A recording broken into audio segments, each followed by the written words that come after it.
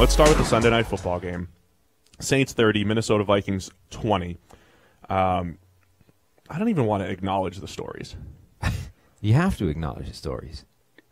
People are criticizing Kirk Cousins. Yes. I want to start by saying I am not, by any means, a Kirk Cousins apologist. I think the general narrative that I stick to with Kirk Cousins' career is that he has unbelievable stats if you match him up over the last few years, and if you just isolate his stats, you can make a case for him as a top 5 or 6 quarterback in the NFL.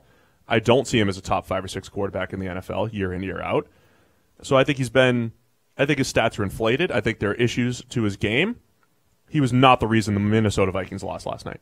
Like, if you are coming out of the Vikings season at this point and say Kirk Cousins is the problem, you're doing one of two things. You're either completely oblivious to what's actually the problem, i.e. several things before Kirk Cousins. Yep. Just here's the offensive line is maybe the worst in the league. It's certainly the top 3 worst offensive lines in the league. He's under an unrelenting amount of pressure consistently. He's not holding the ball longer than a lot of quarterbacks. He's middle of the pack somewhere in terms of time to throw, et cetera, et cetera. Or you're just trying to create, a clickbait story. I think it's clickbait. Yeah, those are probably your two options. I mean, honestly, I think we nailed our Kirk Cousins off-season analysis to a T. Right, he's been the guy the Vikings wanted him to be. Yeah, he's an 82.8 PFF grade right now. Currently 11th. That'll shuffle a little bit as the games come in. It's about where we rank him as a quarterback. Right. He's in that 8 to 15 range in a given year. It's in the same range that Case Keenum was a year ago, and that Teddy Bridgewater was before that, and that Sam Bradford was in the middle. Like, he's in the same range, but it's how it's comprised. Exactly. It's how it's comprised. It's in the thing we said when he was signed. We said all of those guys were very much on the conservative end of the spectrum whether it was Bridgewater, Keenum, or Bradford. They all ranked in the top 10 at avoiding turnover-worthy plays. They were all on the low end of big-time throws. Cousins is making a ton of big-time throws. I just tweeted out he's tied for 3rd with the most big-time throws under pressure this season.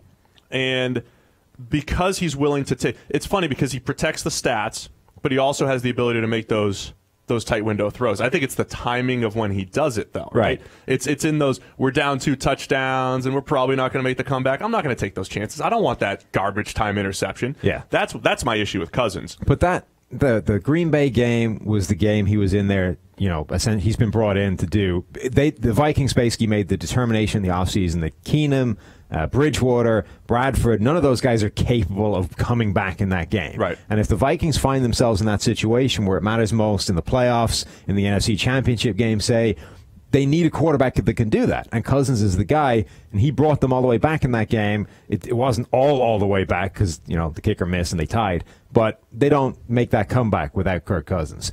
The Rams game this year, Rams put up 38 points. The Vikings were in that shootout all the way because Kirk Cousins was capable of doing that. Again, I don't think they're in that shootout without Cousins as the quarterback, with one of those other 3 guys.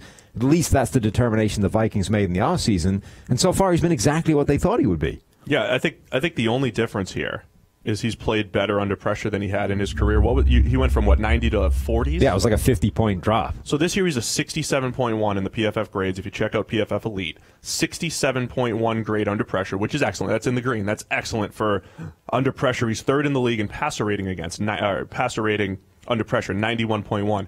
That's generally unsustainable. That should actually regress. So this would be actually my fear for the Minnesota Vikings. The fact that he's facing the 2nd most pressure in the NFL. Once you put the sample size high enough, it's Deshaun Watson, then Kirk Cousins. He's doing that with a quick release. He's top 10 in the NFL at getting rid of the ball for the most part. And he's playing at such a high level under pressure. Usually we say, hey, good job, quarterback. You're playing well under pressure. But we know statistically it's very tough to maintain. That'd be my fear if I'm a Vikings fan. And then strategically, the path, I mean, it sounds simple, get a better offensive line. Yeah. But if you actually want to put numbers to it, if instead of him getting pressured 42% of the time, if you just get that down 32% to 35%, you're giving him more opportunities where from a clean pocket, he's a top 10 quarterback. Yeah, it was, I think, 49% in the Saints game. Cameron Jordan in particular was dominant again. That's the last time they met was the NFC or the divisional round of the playoffs, and Cameron Jordan almost was the reason the Vikings didn't win that game. He was destroying them in the second half again. So, yeah, the Vikings are kind of what we said to a T heading into the season, which is The thing that's probably going to hold them back is the offensive line. It's bad enough that it will cost them games. So far, Cousins has been mitigating that to an amazing degree. Long story short here, we're just trying to say we try to get to the bottom of things. We try to tell things exactly like it is. Nothing's narrative driven on our end. We're just trying to add proper context. Right.